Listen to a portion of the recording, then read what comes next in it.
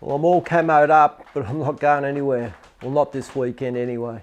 But during the week here at Bolt Action Productions, we've had a little bit of an achievement. Actually, it's a big achievement, one I never expected to happen, and I just have to pass on a massive thank you. We've surpassed 5,000 subscribers. So to all those supporters, subscribers, and everyone that's been involved with the channel in the sort of, well, come up to 2 years now, massive, massive thank you. So I thought I'd not only take this opportunity to pass on our gratitude, but to also talk a little bit about where it all started.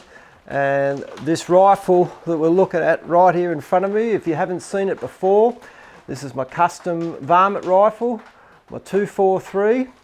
And this is probably where and why I sort of started wanting to film some of the videos that we put on early.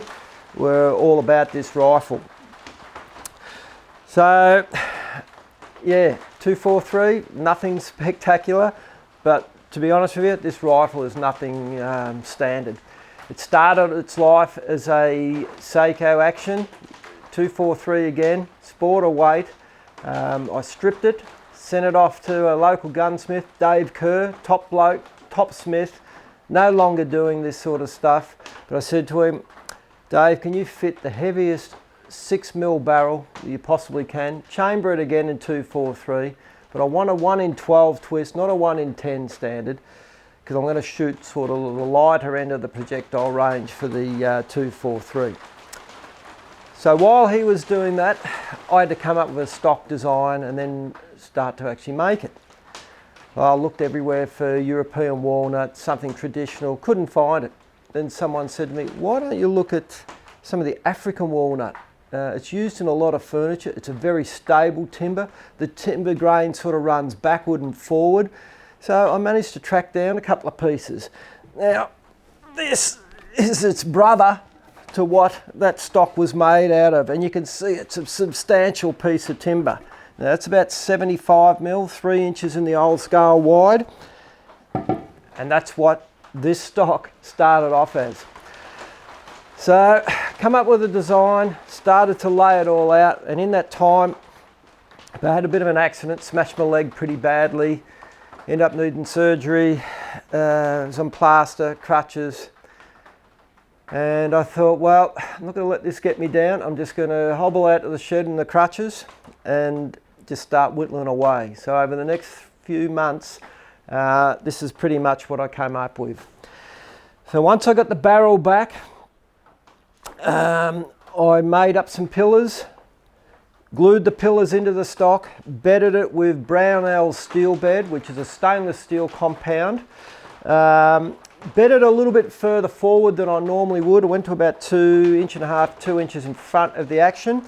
Just obviously with the weight of the barrel, I needed to get it as solid as I possibly could. Then I need to look at a trigger that was going to suit this varminting caper. And I could get a normal trigger down to sort of around the 1 pound, 1.25 pound, but not reliably. And I spoke to Peter Kay up in Dubbo, gunsmith up there. He said, look, Madco do make a trigger as well, and I believe I can get you one. And I said, well, this sounds all right. What do they adjust down to? He said, oh, 3 ounces. I thought, here we go. So anyway, he got one down to me. I fitted it up, put a trigger shoe on it, and basically set it around 6 ounces, which is just about spot on as far as I'm concerned. It allows you to at least feel the trigger without it going off. And it's pretty much what I have my other set triggers adjusted to on my other Seikos. So with all that done, it was basically just then a matter of starting to do some load development. I started off with the 67 grain VMAX. They shot well, really shot well, but then the 87s were just another thing altogether. They really had that little bit higher BC, bucked the wind a little bit more, and like any sort of long range shooting, the trajectory is reasonably easy to dial up, but adjusting for the wind, especially on rabbit sized targets, that's your challenge. So anyway, that's sort of the start of this little adventure. Obviously, a good rifle needs a good scope. Now, we're talking sort of 15, 16 years ago, probably around 2002. Night Force weren't really in Australia in a big way at that stage. I got into Peter down at ProCal, who was the agent at that stage.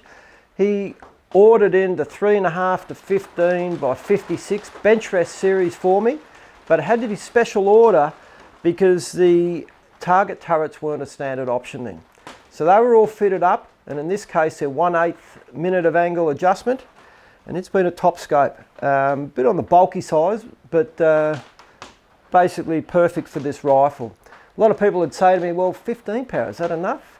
And personally, I find that is more than enough, even out to rabbit sized targets, sort of 600, 700, 800 yards isn't out of the equation. Nice fine crosshair. You were limited a bit with the crosshairs that were available. This one's got the NP1RR, which was probably one of the original reticles that were available. So nothing special, but the overall package with the 87 grain VMAX, shoot at around 3,300 to 3,350 feet a second and group at about 1/4 to 1/3 minute of angle. So it's a shooter, a definite shooter, and if you've seen it on a lot of my videos, it definitely hits pretty damn hard. Now, the progression, 2002, 2003, wasn't a lot of, as far as video cameras, stuff like that. We're still shooting all videos in 4:3 ratio. 16:9, I don't even believe was talked about then. There was no digital video actually onto cards. It was all done onto tapes. This is one of my early cameras. Yeah, it's nothing spectacular, but it got the job done at the time. Then I thought, well, I'd like to try and video through the scopes. So I come up with a little camera that we machined, fitted up onto this tube, simply pushed over the top like that. It was then wired in to this remote recording device with a screen. So I used to, there'd be many a days in the bright sunlight that I actually threw a blanket over the whole lot, sighted through this. You can imagine it was a fair bit of frustration. But at the same time, there was a few woohoos went on when I actually hit something and recorded it. So a bit of a challenge, but I'm always up for the challenge. The next thing, without without being able to range your targets, you wouldn't be able to do any of this. So contacted Alex over at Euro Optics in the States. He sent me over a Leica LRF 1200 scan. And I thought that thing was the bee's knees. And still to this day, like I sold it recently, but it was a fantastic, fantastic rangefinder. Since then, we've obviously updated. Obviously, you needed some sort of ballistic calculator. Gone were the days where we were using dope charts and whatever. We then thought we had the bee's knees technical equipment, the iPack. The combination of that and Expel. Expel was our go-to software. We started to stretch the distances, and it wasn't long before we were pushing well beyond 500 yards. So in the time, rangefinders, cameras, everything has progressed so much that it seems so long ago, but really it's a reasonably short time. So it'll be interesting to see what happens over the next 5, 10, 15, 20 years, and hopefully we can keep putting plenty of good content up on our channel, stuff that keeps you amused, and thanks again everyone, until the next video.